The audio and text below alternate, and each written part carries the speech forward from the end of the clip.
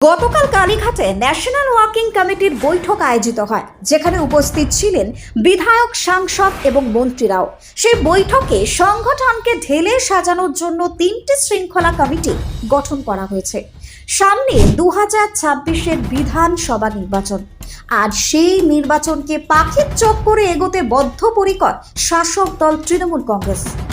আরামবাগ মহকুমার 4টি বিধানসভায় 2021-এর বিধানসভায় হাতছাড়া হয়েছে শাসক দল তৃণমূল কংগ্রেসের।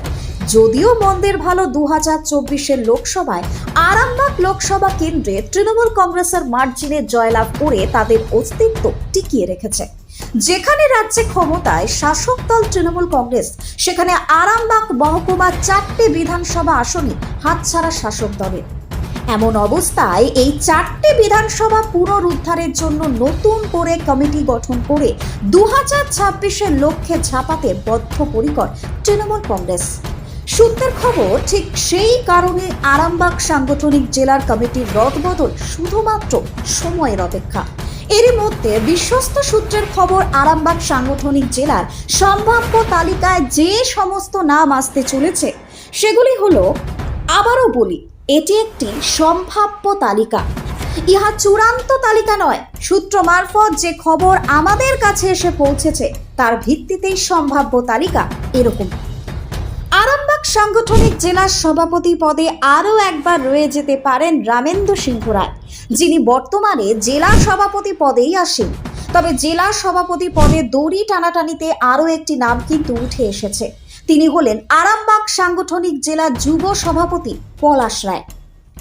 আরামবাগ সাংগঠনিক জেলার চেয়ারম্যান পদেও জোর লড়াইয়ে উত্তম কুণ্ডু বনাম প্রদীপ সিংহ রায়ের মধ্যে। আরামবাগ সাংগঠনিক জেলা আইএনটিটিইউসি সভাপতি দৌড়ে এগিয়ে রাজেশ চৌধুরী। তবে এ লড়াই কিন্তু কঠিন লড়াই। এ লড়াইয়ে আছে শফিকুল ইসলাম এবং নিয়াজুল ওরফে খোকন। আরামবাগ সাংগঠনিক জেলার মহিলা সভানেত্রীর লড়াইয়ে শাহিনা সুলতানা বনাম শ্যামলী ঘোষের মধ্যে। আরামবাগ সাংগঠনিক জেলার যুব সভাপতির পদে লড়াইয়ে সাবির আলী খন্দকার বনাম শেখ হায়দার আলীর মধ্যে। আরামবাগ সাংগঠনিক জেলার সংখ্যালঘু সেলের সভাপতির লড়াইয়ে হুদা খান এবং মুন্সি মাহমুদুল করিমের মধ্যে। তৃণমূল ছাত্র পরিষদ সভাপতির দৌড়ে শেখ টিঙ্কু। এখন দেখার বিষয়, কার ভাগ্যে ছিটতে চলেছে শিকে।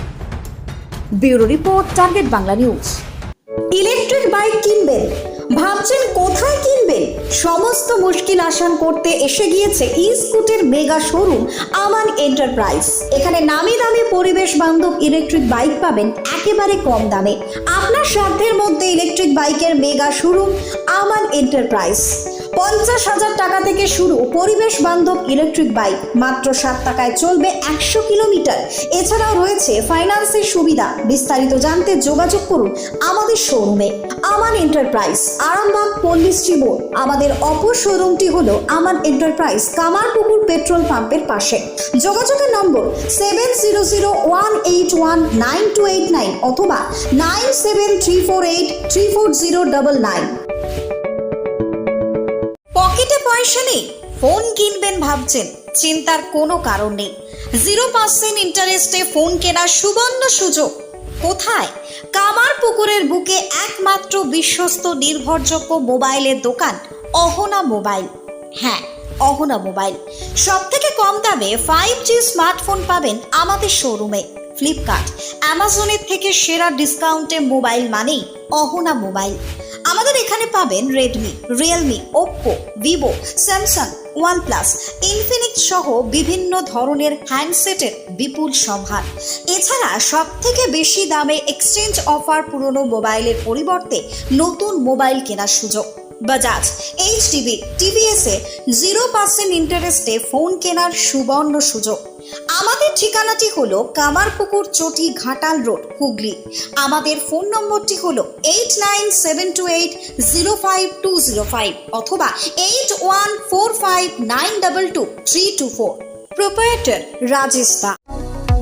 কতুলপুরে সর্বপ্রথম এমআরআই পরিষেবা যুক্ত 110 বেডের মাল্টি স্পেশালিটি হসপিটাল হল মেডিকেয়ার জেনারেল হসপিটাল।